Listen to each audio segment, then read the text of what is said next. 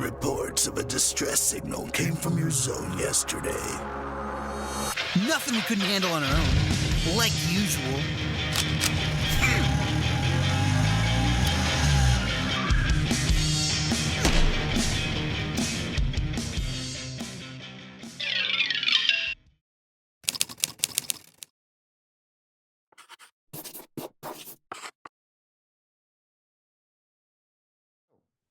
All right, folks, welcome to Cartoon Insider, where cartoonists talk about animation, comics, and all things related to the industry that we love. Give us a like and subscribe if you like what we do. And today I would like to welcome aboard Darick Robertson and Stephen Jones here to talk about their new book with Magma Publishing called Greaser. It's we keep it pretty casual here. It's the Cartoon Insider. So before we jump into your cool book, I'd like to talk a little bit about like yourself. how we know yes in a way how we know each other, Steve, and how we got here just briefly. And Darick, I'm a fan of your work. You've done Thank you. a couple of very noteworthy projects that come to mind are Trans Metropolitan and also The Boys. Yes, I'm very well known for that now. Yeah, and everyone knows what that is at this point. It's crazy. Not to be forgotten, too, Darick co-created Happy, which they made a show with. He and Grant Morrison created Happy. It's another really great comic that got turned into a TV show. I have not seen or read that one, but I have heard of it. It looked pretty cool. Thanks. Yeah, they got Chris Maloney to be the lead, and yeah, it's a good. I mean, Transmet. Also, Darick had a great run. I mean, he's worked on practically every cool character at Marvel and DC. I was a big fan of. He worked on New Warriors in the '90s, which I thought was a really great run. Him and Fabian DiCiesa. Cool. Yeah, I'm so curious. There's so much I could talk to you about, Darick. Just about your I'm career. just old.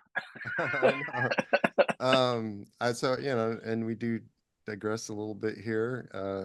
So I just have to know, like, how are you liking The Boys as a TV show? The show's great. I'm proud of it. It's a lot of. I mean, it's so funny because I'm I probably shouldn't read anything online because like all of Twitter is like the comment section now, but I just find that it's funny that people are just now discovering the comic and how many people like really hate the comic.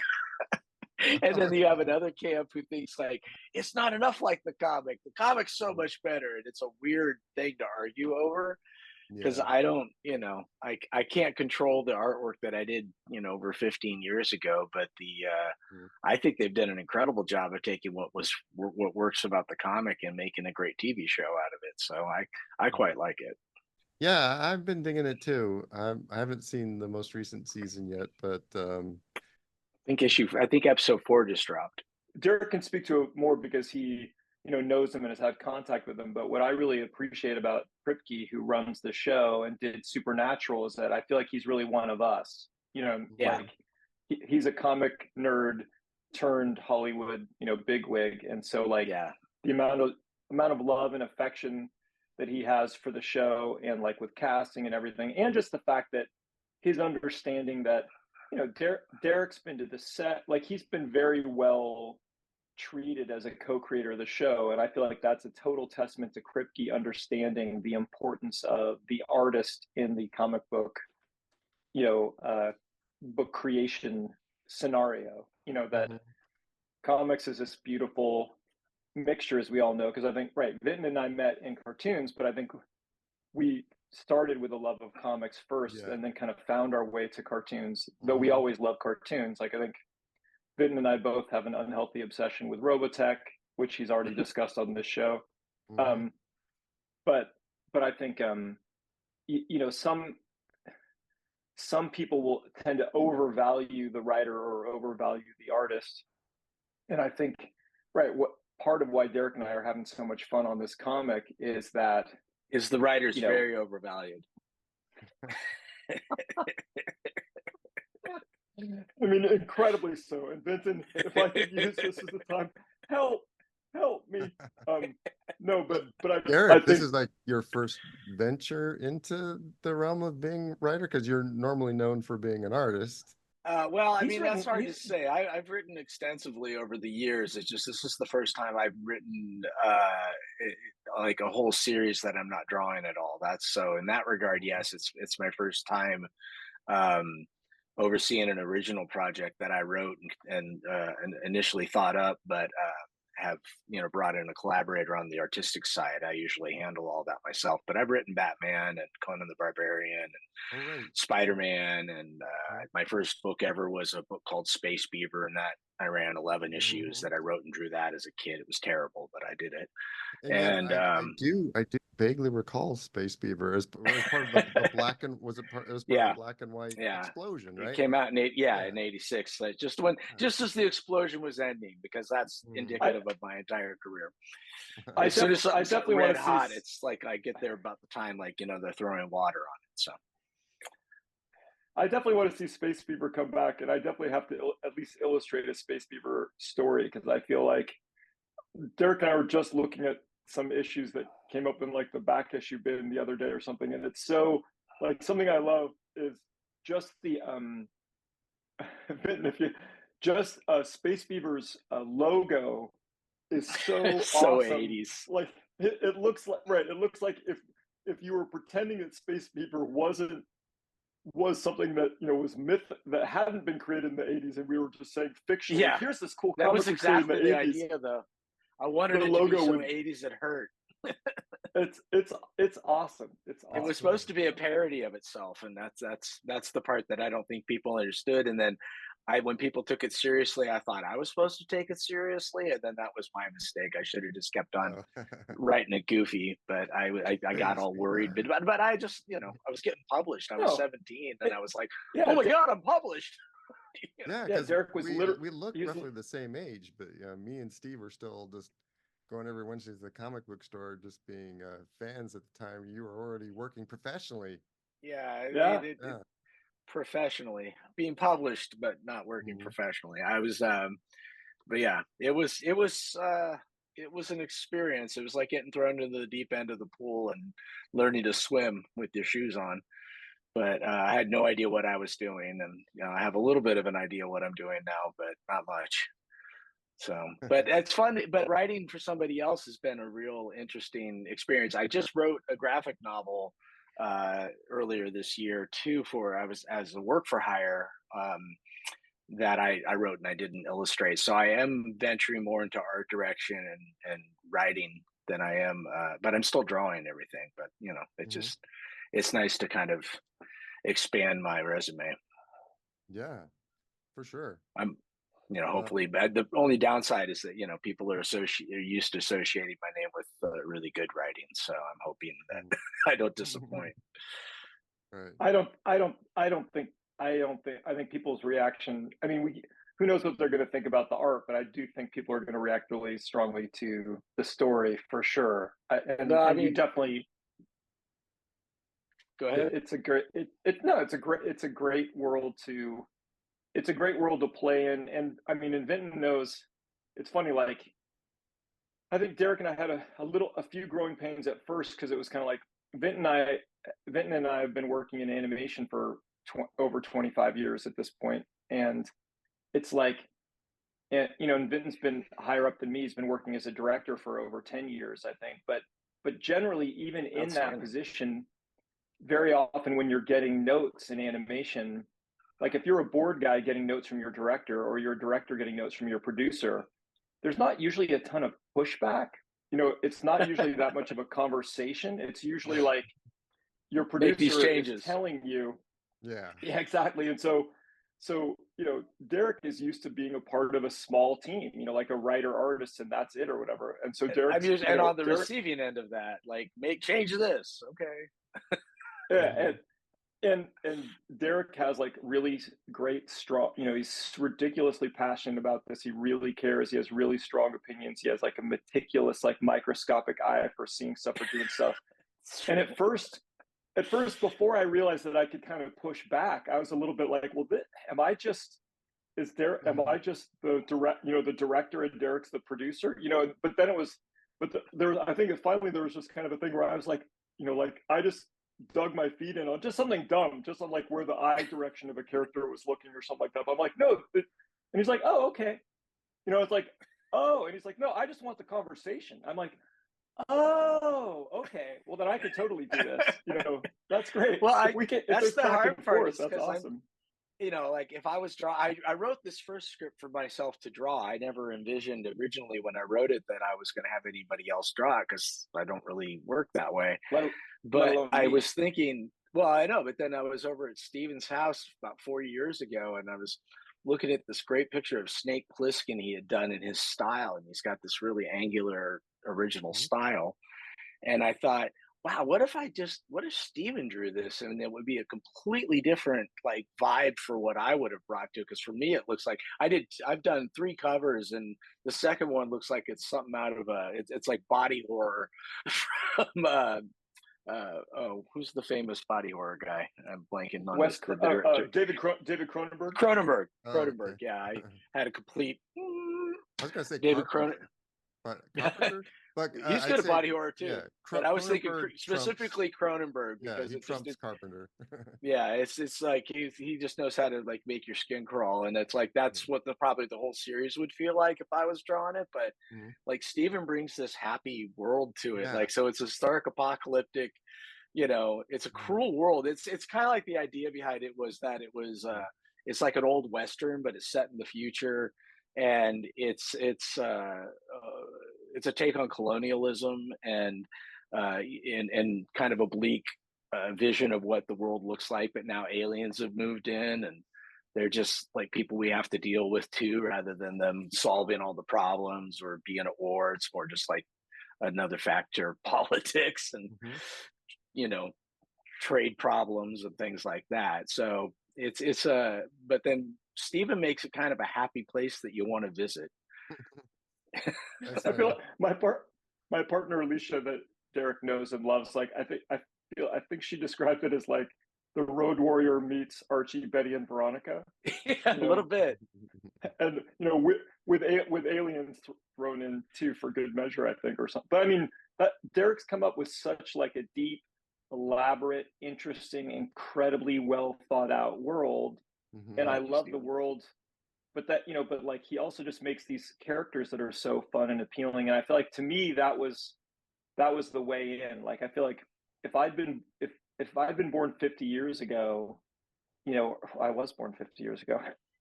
Boy world. If I'd been born 100 years ago and been a comic book artist in the 50s, like I think I would have really loved to draw romance comics in the 50s. Like if I'd been drawing comics before there was superheroes and action and every other thing, and so I think I'm trying to make the action as actiony as possible, and trying to make, all of the story, all the aspects of all the characters really, gripping and intense and dramatic. But I feel like so far I've probably come to life the most on like just the romantic character moments between our main characters, like that's sort of been some of my favorite stuff to draw. Yeah. I was always a big believer, even when I was a kid reading, 80s comic books, that a good story should have a little bit of everything in it. It should be funny and it should be sad. You should have comedy and tragedy, action and drama, and of course, like some romance, and it's like, I always was like, I'd get really into the Teen Titans because it's like, ooh, Starfire and, Dick Grayson going to hook up. And, I was always like, who's in love with who? And, that's and same with the X-Men. I love the X-Men for the romance stuff that would bounce around. So to me, like, I like that. Like, I like a good comic book should have, or just a good story in general should have all that stuff in it. I don't think I think it gets a little one note when it's just endless panels of people in spandex, fighting off, chiclet guns and totally. Yeah. My wife accuses me major tech of not being a romantic, but then I mean I like romance in movies too. I just, like it a little differently than she does. Like it's one of my hardcore porn is not for the family. I just like probably my all-time favorite romance movie is The Terminator. Oh, I was a good for great romance. You love just- story. I actually completely agree with you. Then you just if you hadn't said the Terminator, I was going to say, yeah. What about Sarah and John Connor? I know. You know, Yeah, it's a Well, great we have a romance strange story. synergy, I have. a connection. I would That's say funny. like Greaser kind of leans more to the like Mhm. Princess Bride style. Oh, nice. You know, Okay. it's like there's a in our world, it's like the whole thing was inspired by like a weird love triangle and a forbidden romance, you know, like a Romeo and Juliet story. Oh, So neat. Okay. yeah, there's a great love triangle at the center, while you know, like these world-shattering events and fights for survival are all happening at the same time. You know, but we definitely have some. Yeah, I mean, we have Kira and Buddy having a forbidden love affair, and then this AI female robot like falls in love with our main character, and then he's too principled to like take advantage of that. You know, like he just doesn't. That's for him. It would be like doing it with a vacuum cleaner. It's just not his thing right. at all. You know, Mhm. I prefer flesh and blood. Thank you. You know. Well, that's something I really It's love not even about principle. It's like taste. It's like the microwave wants to sure. get it on with you. You know. But that's what I really love our main character, because I feel like he's just a really good character, and he's a very strong character, but he's not like to me he's very modern in that he's not like some sort of ridiculous like alpha male from 1989. No, I didn't. Or I something didn't like want to. that, I wanted to do a story about somebody who wasn't that guy, because I just think every story is that guy. You know, and it's like I just wanted to bring somebody who is like violence isn't his first go to. Like, you know, Mhm. violence isn't his first instinct. Like he's a mechanic, and he's like an innovator and an inventor. So it's like his first instincts is, how can I fix this situation? And you right. know, like how can I make this work? It doesn't immediately, you know, and destroying things doesn't come naturally to him as much as, you know, I want to fix this. I want to help. You know, I think that's a very Right. noble type of hero we don't see as much anymore. It's kind of like why I liked Indiana Jones so much, though. I mean, Indiana Jones, you know, he'll punch a Nazi, and you know, and Buddy will swing a wrench at your head if you if you try to hurt somebody he loves. But Mhm. Indiana Jones was, you know, on a mission to protect something. It wasn't about destroying. It was about protecting. Right. It was about Right. preserving rather than destroying.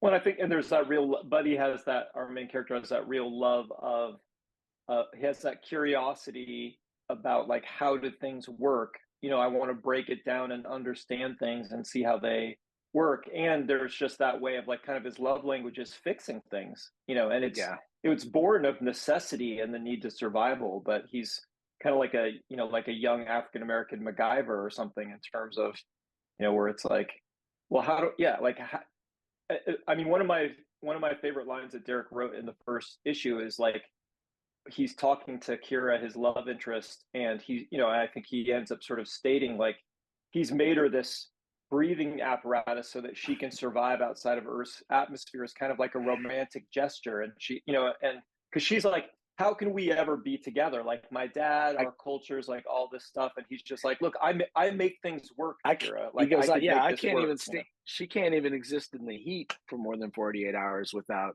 it killing her, because it's just too hot of an environment for her to live in. So like his buddies made her. It's so funny. This is a great disconnect between artist and writer. Again, I wrote this first issue for myself to write, and I imagine this thing that I wrote down for myself to draw later. And it's a funny experience when you're writing a script and you see it all up here, and you just assume, you know, I'm like a projector on the wall for Steven. It's just do it like that. I see it in my brain. And so Steven drew this thing, and it looked so not like what I imagined at all. I thought it was going to be more like almost like a little backpack with a scuba mask on it. He drew like a full-on scuba suit with tanks hanging off it. Mhm. It's really unwieldy, and I like, and he's like, I can change it. I'm like, no, let's just leave it. It works. Yeah. We can change it later, but for this, you know, for the sake of this moment, it works. But it was so funny to see something completely different than what I imagined and what I thought I had described. But Right. you Yes. know, but that's collaboration. You know, Steve sometimes has a it good makes it better attention to than detail. it would have been. Mm-hmm.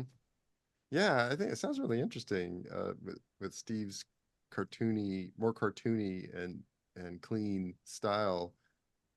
is a nice kind of dichotomy with this sort of darker sounding. Yeah, and it is kind of a dark story. I mean, Mhm. humanity's on the brink, and at the opening of this, and that our main protagonist is surprisingly plucky considering his circumstances. But even in the first 6 pages, like their lives are on the line, like almost immediately they're under threat. And it's just because he and his grandma live in this little roadside diner in the middle of the Nevada desert, which is this whole scenario is inspired. If you've ever driven Route 66 in reality, have you ever done that, Vinton? Yeah. You know how desolate it is. Like it's not the happy place that the Cars movie makes you think of. It's actually kind of depressing. And you go through some areas that like if I stop here, I'm going to be taking my life in my hands. I lived off of Route 66 in the middle of nowhere.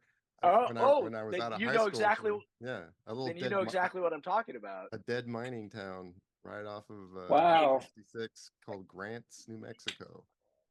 That's exactly the kind of place I'm describing. So, but it's everywhere now because like now it's 100 something years in the future, and the aliens moved in about 50, 60 years prior to the opening of our story. So humanity is way over the fact that aliens are a regular thing now, but they have to occupy this area that nobody lives in anymore because that's the rules.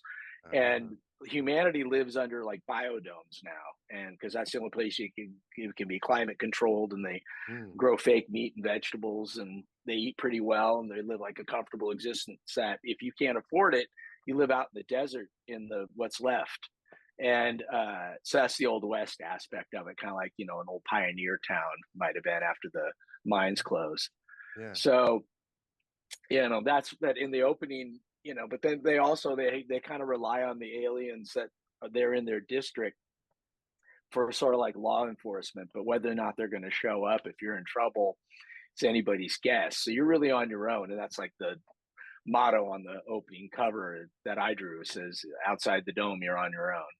So it's in the first opening pages, a big biker gang comes pulling up to their little diner and basically take over the place, and it's just Buddy and his grandma. Like, what are they gonna do against like this massive biker gang? And Steve did this incredible, like, everybody has a unique look about them. And again, I would have just had a bunch of generic bikers, like, he's got midgets, he's got tall guys, he's got some guy in a weird suit with like purple suit, walks like with bent over. Yeah, well, Steve's a character designer. He is a very good character designer. He's like, it's funny because he put all this work into these guys, and they only exist for a few pages. That's what you do in animation. Exactly. I think I can't help. I mean, well, it's funny that design that Dirk brought up earlier too. Vinton, you'll know from, so we're spoiled in animation because they're, and Vinton remembers from when he's done comics. It's like comics, you're only paid for the page. That's it. So that means generally you kind of have to design right on the page, but sometimes it just doesn't work that way. And especially since I'm collaborating with, my writer that is an artist. So ideally, I want to do designs first. And luckily that's worked out really well. We're right. I put a lot of love into these bikers, or we've got these other antagonists coming in the second issue. And I think Darick said that I put so much crazy extra energy into designing him that it gave Darick all these ideas to then like add to that idea. So that's what's really fun about that's collaborating. Like a good collaboration. Like if it's like music, if somebody's playing a riff that you like, oh, I didn't think of that, then suddenly you're playing a little differently. But the Scuba Suit was one of those ones where, as we've been racing to try to get this first issue done in time for San Diego, I suddenly had to design more on the page than I would have liked to. And luckily I designed every single thing that was important except that. And so when we got to that, I'm like, what can I do? It's one of the rare times you didn't show me. Exactly.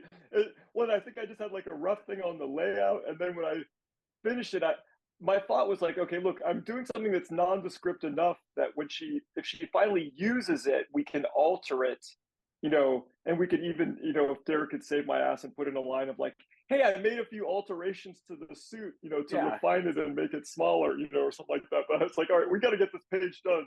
So I'm just throwing on I'm just putting up some fabric that has a bunch of scuba stuff on it. But what I liked about that though too is it's like it actually turned it into more of a comedic moment than a romantic moment for me. Like there's something funny about him holding up this hunk of junk and her going, "Oh."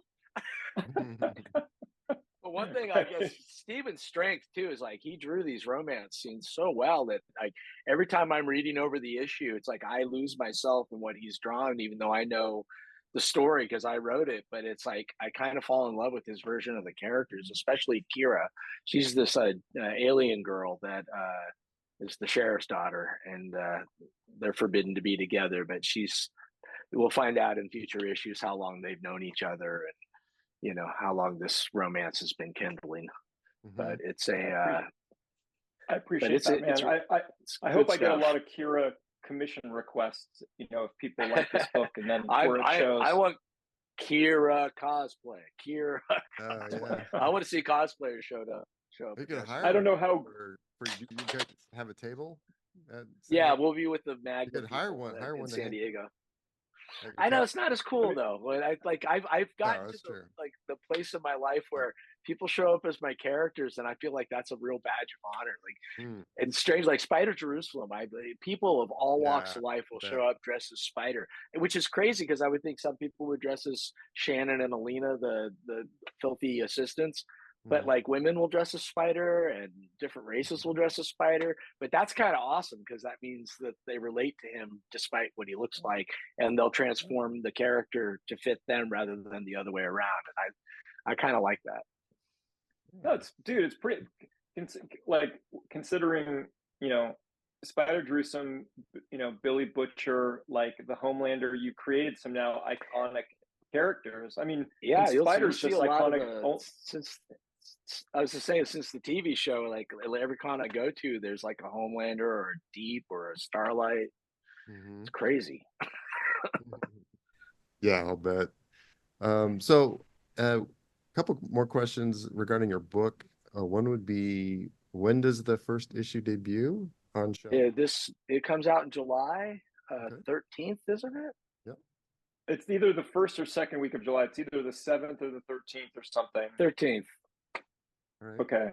And then or the 7th to double check. And then right, and then they're getting it ready so that we can have it, because we're doing some signings at the Magma booth at San Diego, and Magma's doing a panel too that I think we're going to be at. And Magma's got some other really great creators and some really great books. Yeah. Like it feels pretty good to be in that company. I think we're their fourth book, but there's some really talented people that they've got. No, all their books, the other ones that are out look really solid too. We got Jackson Lansing and Colin Kelly of Hive Mind doing Necromancer, and they Scale Trade by Steve Orlando, and forgive me, I'm forgetting the artist name, but I think her name's Megan Huang. Yes, thank you. I don't know how to pronounce her last name, but yeah, it's Megan, really, but I couldn't think of her last name. Very talented, and it's this really cool original story about dragons if they were being poached, and so just original ideas and nice different takes on things. I'm feeling really, and Magma as a company has just been absolutely wonderful to work for. There's good people. Yeah. They're small but very devoted, and they were so good to Steven. He had to do a move from America to New Zealand just as the first issue was supposed to get going. And I kind of thought he was dreaming what his schedule would accommodate, and he kind of was, but but realistically, he had to do what he had to do. And rather than make it a big drama, like Magma just stepped up and helped him through it. And it was really cool. Like they didn't put undue pressure on him. They didn't take it out on us like, this is all going upside down. They were just patient and said, okay, we're going to adjust these dates. We're going to give this book another week so we can get it just right. And it shows. Like I look at that final issue. We just got to look at it completed today, and it's really something. It's cool to see an original idea come completely fruition from your imagination to you're reading it in front of you.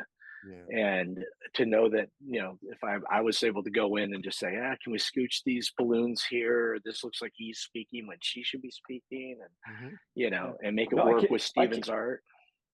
I can't say enough good stuff about Magma in terms of like they're a little bit like a small SEAL team, you know, like they're not too many guys, so they're just like really focused on what they're doing. And the publisher Denton is tremendous. Our editor Bobby is like a godsend in terms of just like absolutely, you know, coordinating everything. That this guy Joel that does promotions is awesome, and our letterer Sean Lee that works for the company, I think he does all of the books lettering, is just like artistic, fast, makes really interesting choices. Say in a couple places where I did not leave enough word balloon space, he found some creative ways to make it so that it wasn't just covering my artwork. Like really, really good stuff. And I appreciate what Darick's saying. Right, it was a definitely after how like Benton and Darick know, right? Like me and Leisha just had a baby, and then we're moving to New Zealand, and so the combination of those factors, when we finally got the green light for this book, you know, probably in an ideal world, the green light would have happened 2 or 3 months later, but I'm really glad that it didn't. So that and it took everyone pulling together. It took Leisha taking care of the baby more. It meant Darick being in greater communication with our awesome colorist, Marcus. Marcus is the guy. Yeah, he and just everyone kind of coming together to finally get it, so that I've really got up to speed now in the past couple of weeks, and I'm kind of raring to go to get it. I think I've drawn cover to issue 4 faster than any cover yet, and I'm already thumbnailing issue 2, and you know, Darick's script is great. It's going to be, thank you. So it's awesome. It's just I don't think I've ever had this kind of experience with such a great group of people, like backing, you know, like Darick and I are kind of like putting this thing together, assembling it on the freeway while it's going, you know. We, you know, like, and sort of teaching our colorists, like, and working with him of like, you know, this is more our taste. This is what we want. This is what we don't want. And all of Darick's experience has made it so good. Like his notes are great, so specific for Marcus, our colorist, or for me, or for Sean, you know, our letterer, where it's like, hey, could you just nudge this word balloon over this much? But this is why, you know, like there's always a why behind it. And so it really shows that the decades of him putting this together, right? When you think that Transmet's like a little bit over 20 years old now, you know, like it's just, yeah, I'm definitely going to be proud to be sitting at this show signing copies of this book, and that feels pretty good, you know. And as you know, I mean, it's a good looking book. You got a reason to be proud. No, and I mean, Vinton's been a little bit higher up the ladder of animation than me. I've been lucky enough that I got about 25 solid years of just employment in animation, which, as Vinton knows, is not necessarily that easy of a feat. And I've done it by being maybe more varied than Vinton. You know, I've been a character designer, I've been a storyboard artist, I've been a storyboard revisionist. I think I've even done some, you know, background in prop design here and there and stuff. But it definitely feels good. You know, it feels great you know, Vinton and I have both worked on some really great, really successful shows, and then we've also worked on some shit shows too. But that would be whether I don't know anybody's career that doesn't include a shit show or two. No, that's true. Some are harder than others, for sure. Yeah, but when you're working on that stuff, like we won't say which ones. We definitely don't. I still need to work in the industry another 10 years. Exactly. It's yeah. You could just look at our resumes and you can probably tell. But I think it, you know, like an amazing part about being in animation is that you're working. It's like you're part of a platoon. You know, like and it's an elite group. I mean, Vinton had me and Darick have both been like best friends with Jeff Johnson, who Vinton had on a couple shows ago. I've known Jeff since high school, and I think Jeff and Darick became friends in '91, and I became friends with Darick not long after that and stuff. And Jeff's almost simultaneously. Right. Yeah. Jeff's such a talented artist. He's one of the just best humans on earth. Yes. That I know. But it's like we've worked on all this, and I remember there was a point when Vinton and I were at Warner Brothers. Actually, Vinton was at Hasbro at this point, but Jeff and I were at Warner Brothers, and we were sharing an office with a bunch of, Jojo Aguilar, Jay Hong, Andy Chang, Vince Toyama, like just this group of people where a real treat about animation sometimes is you could just, on your team, there could be like 40 people that are all incredible artists in their own right, but then everyone's a specialist in like that one area, that they do. But it feels really, it feels really great to just be part of such a small team where you get a little bit of the spotlight actually on yourself. Like when you're working on the Batman or Teen Titans or anything great, it feels great to be part of a team, but you're part of a team that sometimes is like dozens of people. And you're more anonymity. I mean, in comics, you have it's a very specialized group, but it's you get name recognition and have a kind of celebrity that you don't get in. I guess maybe a good analogy I never thought of until now is one's like being in the LA Philharmonic and one's like being in a band. And so there's just like you could be in the greatest orchestra on earth, and you've got to be one of the best players in the world to be in that orchestra. That's a good description. But nobody knows who you are. Unless you're unless you're the composer, then like we all know Bruce Timm, we all know all of the great composers that we've worked for and stuff. But so the fun thing is that, right now Darick and I are kind of, the police or something, or we're trying to be. And that's kicking really indoors fun. for no reason. Well, pulling people over. You're after a good start. I'm very interested in just what you've described so far. I mean, I've seen the cover gallery. I saw your cover, Darick, and Dan Panosian. Yeah, Dan Panosian did an amazing cover for this thing. Steve's, of course. So we've been spoiled with great. I think our 4 incentive covers, we I think just got incredibly lucky where Dan did the first one, and we've got Kevin McGuire doing issue 2. We've got John McCrae on issue 3. And then Sean Galloway is doing issue 4. So it's like between our four cover guest artists are pretty rock star-ish, That is very cool. Yeah, and it's fun because it's like they have me doing 4 covers, one for each issue, and it's the only time I'm getting to draw these characters that I've imagined, but it's like I'm cycling back to bring in what Steven's created, so we're trying to be on the same page even if I'm drawing in a completely different style than him. Very cool. So we can look for your comic on the shelves July 13th, I believe so. and then at the if people want to see you in person or see more of what Magma is doing as a company, they can see you at the San Diego Con on what are the dates on that one? I think it's July, the weekend of July 25th, right? I think it's the last weekend of July. July's your month. A lot going on. Independence Day. All right. Well, any final thoughts or anything before we sign off here? I just got some promotional material. I'm looking to see if it has the release date on it. Oh, just to make sure we're right. Exactly. It doesn't, but this is the final cutoff. Final order cutoff this week. But I'll find a way to put it in there. Maybe in your edit, I'll just when I say it's the 13th, voice will sound different and everything. Wrong. I feel like that episode of this. This is your camp counselor. This is our camp counselor, Mr. Black. Mr. Black.